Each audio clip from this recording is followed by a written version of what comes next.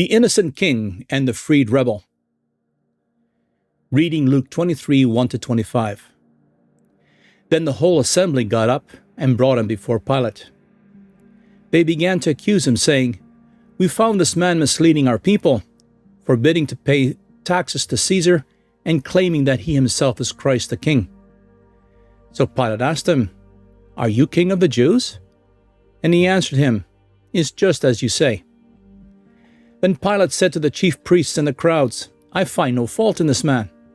But they were insistent, saying, "He stirs up the people, teaching throughout all Judea, from Galilee where he began, even to this place." When Pilate heard it, he asked whether the man was a Galilean. And when he learned that he belonged to Herod's jurisdiction, he sent him to Herod, who was in Jerusalem at the time. Now when Herod saw Jesus, he was exceedingly glad, for he had wanted to see him for a long time, because he had heard about him, and he was hoping to see some sign performed by him. So he questioned him at some length, but Jesus made no reply. The chief priests and scribes were standing there, continually accusing him heatedly. Herod with his soldiers, after treating him with contempt and mocking him, dressed him in a gorgeous robe and sent him back to Pilate. Now that very day Herod and Pilate became friends with each other. Before this, they had been enemies. Pilate called together the chief priests and the rulers and the people, and he said to them, "You brought this man before me as one who was perverting and misleading the people. And behold, after examining him before you, I have found no basis for your charges against him. Nor indeed did Herod, for he sent him back to us, and in fact he has done nothing worthy of death. Therefore I will punish him to teach him a lesson and release him." But they loudly shouted out all together, saying, "Away with this man, and release Barabbas to us." He was one who had been thrown into prison for an insurrection that had occurred in the city, and for murder. Pilate addressed them again, wanting to release Jesus, but they kept shouting, "Crucify, crucify him." A third time he said to them, "Why? What wrong has he done? I have found no guilt, no crime, no offense in him deserving death. Therefore I will punish him and release him." But they were insistent and unrelenting, demanding with loud voices that he be crucified, and their voices began to prevail. And Pilate made the verdict that their demand should be granted.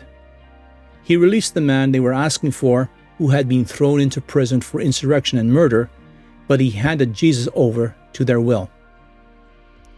Pilate's courtroom became a mirror for the world's moral collapse.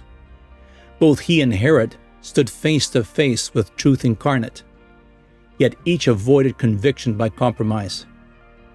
Pilate's repeated declaration, "I find no fault in this man," revealed that innocence was clear, but courage was absent. Fear of losing political favor overruled justice. Herod, driven by curiosity, treated the Holy One as a spectacle rather than a savior. When Jesus remained silent, Herod mocked what he could not understand, clothing him in borrowed glory while despising the true king. This trial was more than a miscarriage of justice. It was the world's verdict against righteousness itself. Their false charges, inciting rebellion, forbidding taxes, claiming kingship, were distortions of the truth, echoes of earlier attempts to trap Jesus. Yet divine irony ruled the moment.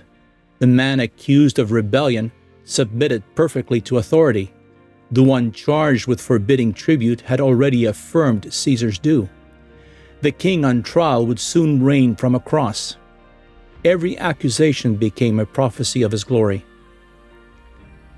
Pilate's indecision was moral failure, wrapped in political calculation.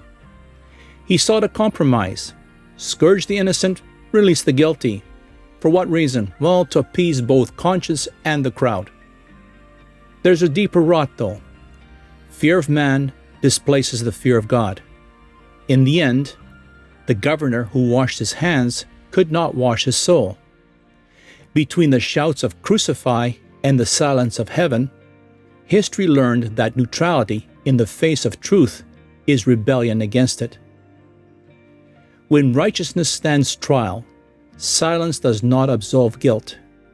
compromise with evil even for peace, crucifies truth anew. The takeaway: innocence was not vindicated by the courts of men, but by the cross of God.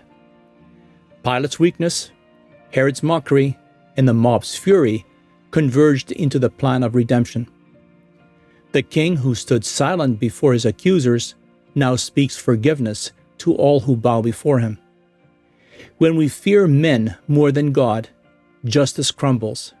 But when we entrust ourselves to Christ, no verdict of earth can overturn the judgment of heaven.